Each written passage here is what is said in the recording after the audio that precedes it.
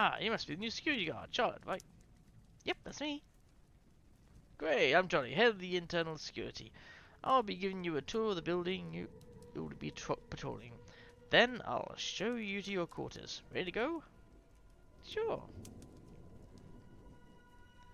Well, you'll be working here in the occult science building. Your wish, right? Have you dabbled in any occult science? Well, I'm pretty good at the occult stuff, though mostly I use it for errands and favours for folks.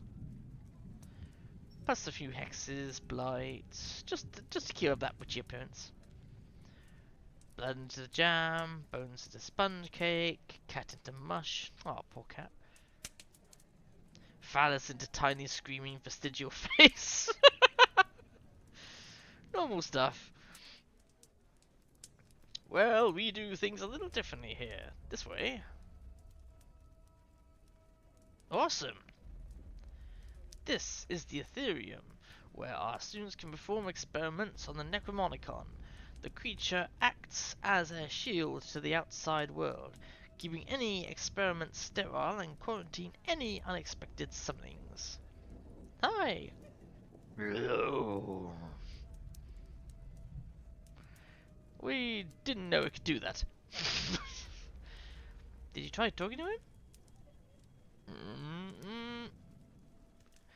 You're going to find some much needed common sense around here, Charlotte.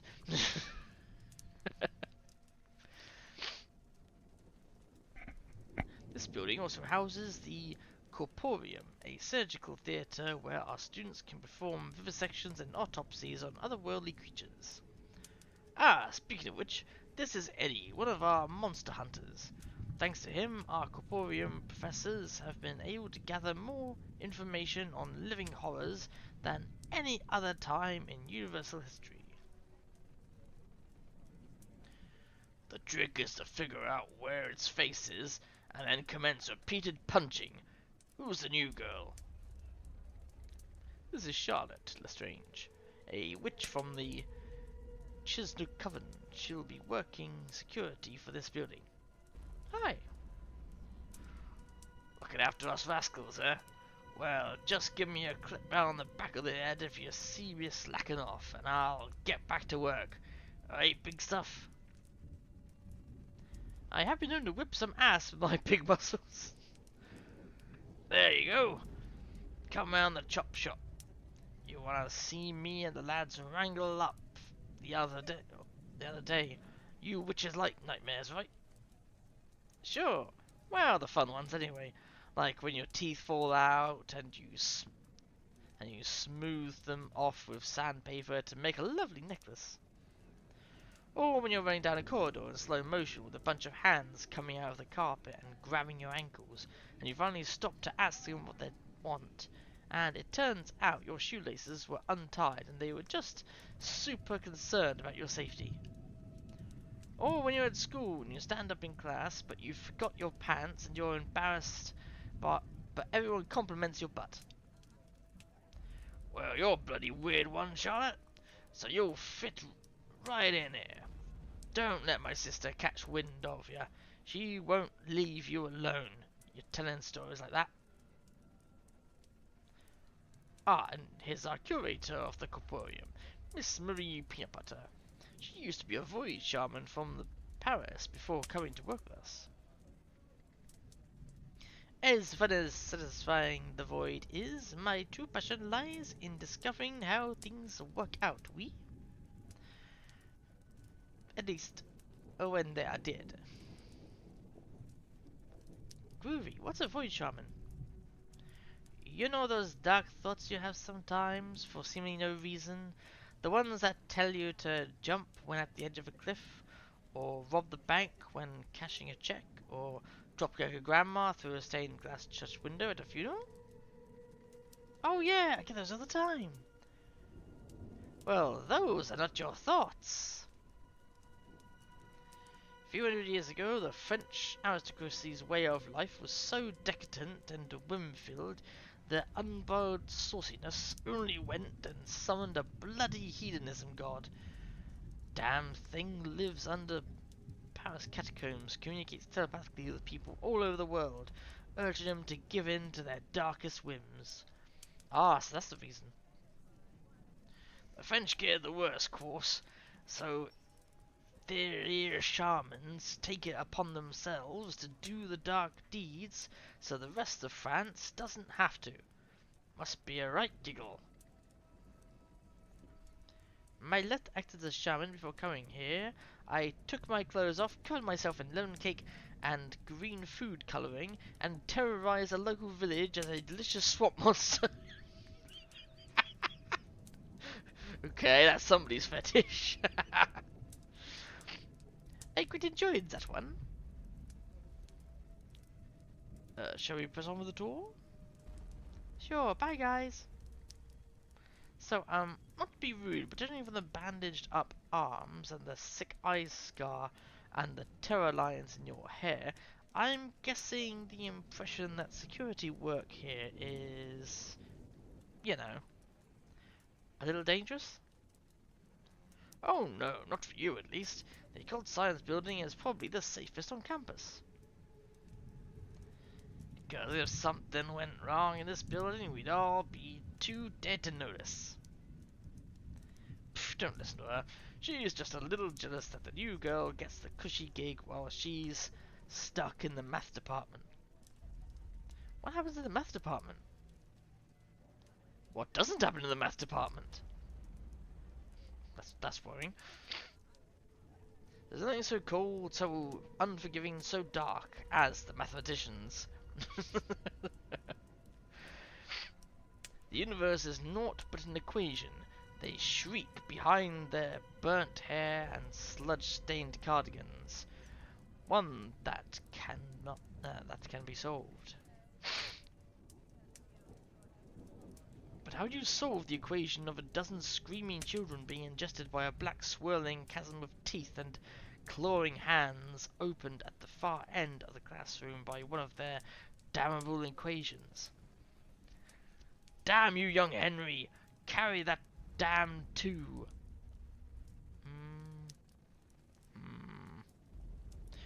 So let's carry on with the show. Next up is the library. Awesome! Each student has a small library dedicated to researching and documenting the subject that the building's students are studying. Here, in the Occult Science Building, we keep the original copy of the Necronomicon, as well as translated copies for our foreign exchange students. You see, Necronomicon was originally done in, I think, Sanskrit. It would have to be translated. Right? That's a lot of knowledge. Oh, and here's our librarian. Charlotte, meet Miss Emily Satrin. Ooh, blue.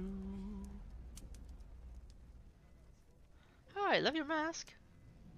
I didn't know you guys had a Shoggoth here, and a tame one too. Oh, Emily isn't a Shoggoth. She just had a small accident with a Necronomicon a while ago. Ended up like this. But our cold scientists learned an awful lot about what happens when these tomes of black knowledge, when you spill your soy, no whip, ice, caramel, macchiato, 2-shot hazelnut on them. Ah, sure looks like a show off. Purple, gooey, moderately adorable with a hint of terrifying. Well, that's the Necronomicon for you. It's funny, spilling a non-fat frappuccino with extra whipped cream and chocolate sauce just turns you into a puddle of loose bones and blood. Still, hasn't stopped Emily from performing her duties, eh, Emily? Fool you. Shall we press on? Okay, nice to meet you, Emily. Charlotte, this is Lizzie of Dunwich, our Yog-Sothoth consultant. She has taught us quite a lot about the outer dimensions during her time here. Lizzie, Charlotte's the new security witch. That's Lizzie Dunwich. Are you the sort of witch that does the naked in the rain, or the sort of witch that does the lucky charms and the big hats? The main kind. You and me are gonna get along, yeesh. So, Like, how come I can't... What are you? I'm Lizzie. What are you? No, I mean, why do you look like a shadow or like part of my eyeball has stopped working? It's because humans can't see because they're all afraid of me and my sister's appearances. Everything else can see me, so why doggies are all tuck tails whenever I go near them. This is an example of a mental phenomena found only in humans known as cerebral voiding. It's a trick by the brain to preserve the sanity of its carrier when a person comes across sights too horrible to comprehend. The brain refuses to render it, instead showing a black silhouette in place of the sight itself. Essentially, instead of Lizzie's insanity-inducing true form, your brain is protecting you by showing you a shadow instead.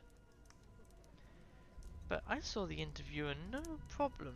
The guy whose face was just teeth and gums, and the girl with a hand sticking out of her head, Emily the librarian.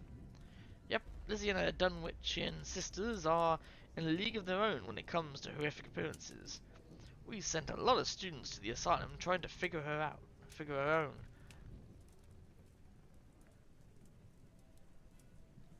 That is awesome! Yes! Here our head of catering, Mrs. Roth. She can cook anything with 3 or more legs. Yum, hi! Oh, look at you witches all skin and bones! You just let one of my little gremlins know what fills your tum, and I'll whip it right up. What's the humanitarian dish for today? Dave from accounting, my dearest. Ooh, pork sandwiches. Yummy. We employ a small staff of cannibals from England, Eddie in the Corporium and Annie being 2 of them. They only eat fresh, accidental deaths with the family's consent. Usually. Oh, I get it, humanitarian. It's funny. Well, once you're done with Johnny's little tour, let me know and I'll make you breakfast. You're making her into breakfast? Let me have that arse portion. We'll make steak and kidney pie. Big ol' witch rump. You ain't eating no rump steak, Annie. Your little heart's got poor old Dave. Oh, come on. At least let me have your ugly feet, eh? Nice and lean, covered in flavour, and entirely useless. Look at them, all the way down there. When I'm done with them. Great! Let me get a little appetizer, eh? A little lecturing the toesies? Pre-brunch snacket? How about it? Don't encourage her, dear. She'll be crawling all over me till your feet are falling off. My bad. Speaking of cannibals... Good morning, Miskatonic. It's your favourite morning announcer, Mindy in the Morning, bringing you all the Miskatonic morning announcements as and when I see fit. It's currently 2:30 in the afternoon, so let's get started. Those of you students that have volunteered for the submerged Necronomicon mutation testing that has unfortunately been called off by Professor Baxter on the grounds that the school swimming pool is now alive. Lunch today will be turgid and depressing. And with the owner of a white child, please support the reception office. It is currently being towed. What was that? That's Mindy, the morning announcer. Does she do that a lot? Perpetually. You seem pretty confident around this stuff, Charlotte. Oh, I grew up in Maine. Not as many mutated folks, but they make up for it in all the goofy supernatural happenings. Hey, Johnny, there has been looking for you. Thanks, cousin. Come on, Charlotte. Let's make a quick stop. What happened to her? Oh, that's Chasm. One of our portal diver team. They usually work out of Dunwich, coming back to write reports on their expeditions. When they come back, of course. So, let me make a quick stop and I'll show you to your room. Dr. Thurs Valentine. Ah, Johnny. So this is the strange girl. The crumbler. The ruiner. Wow, look at that sky. I like how your coat melts into the floor. Yep, this is her, Charlotte. This is Dr. Thurs Valentine, the head of the occult science and discoverer of residual evil. It is work taught the university about lingering nature of documenting malicious entities. Oh no, his work is... Essentially, he figured out why seemingly innocent innocuous writings, can summon horrific creatures or cast terrible curses. It is why the books bleed. That's cool. I had a book that kept growing teeth and screaming and whatnot. It was my diary, though. Excellent. I shall inform my colleagues of your arrival. We will merrily indulge in the popped corn. Ta-ta. I like him. You know, you've come highly recommended, Charlotte. Oh yeah, by who? Charlotte! I can't believe you finally hired my tiny baby monster. I mean, what are you doing here? Got some gainful employment, teaching kids about old school dark magic. None of this occult science in my class. Oh, they got you teaching. Oh, you know, I'm in security. Keeping folks safe, wandering the halls, swinging a comically large keychain, bopping folks on the head with a flashlight, top secret missions, stuff like that. Pretty on point hiring selection, if you ask me. Heh, yeah, safety, that's definitely a key word when I think of Charlotte Lestrange and her magic eyeballs. Hey, those cats turned inside out on their own. Those cats turned inside out on their own. I sneezed. Hush your gums. Well, speaking of abominations, I gotta go teach a bunch of 18-year-olds how to turn blood into peanut butter by dancing in the rain. You're gonna love it here, Charlotte, and the Miskatonic's just one big like-minded community, all working towards making the world a better place, just like our coven. Get on phone, you got some time off. There was nothing cosmic about them, Rumen. They were just cats with their bones on the outside. They got better. So you two are in the same kind of cult? Sort of. We're witch cultists of Shub-Niggurath. Essentially, we believe that since the universe is filled with crazy, awful bullshit, that humans should be nice and loving to each other. Some of us, like the Cult of the Black Sun, have these awesome bake sales for their neighborhoods, whereas others, like the Cult of Loveliness, hunt and slaughter encroaching monsters to protect their hometowns. We're sort of like goth Girl Scouts.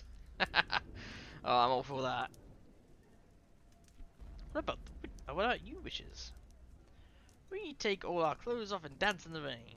Typical witchy stuff, but we use black magic to do nice things for the townsfolk. Body snatching breech birth babies to make them crawl out their mum, summoning fixer pixies when a guy's legs fall off, using transmutation circles as portals for when the trash collectors want a week off. Stuff like that. Wait a minute. The Cult of the Black Sun do bake sales? And the Cult of Loveliness are monster hunters? What does the Cult of Kill, Murder, Death plant gardens or something? Oh, you mean the Cult of Fetid Reputation? No, those guys deliver meals to old ladies. And what was that about magic eyes? Oh, don't worry about that. I just do this. Oh! Fuck.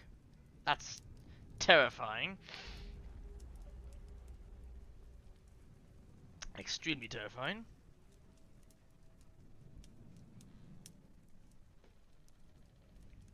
And so as weird stuff happens in people's minds, usually they forget something or an eye twitch. Well, as I don't use it on little animals, it's pretty harmless. Okay, so let's keep going. He's got nothing to say to that. This is your room, a little tight, but the lunch ladies bring us security guys breakfast every day. I'll let you get settled, then you can explore your patrol route until Bob gives you your first assignment. It's perfect, thanks Johnny. Okay, I better go familiarize myself with my patrol route.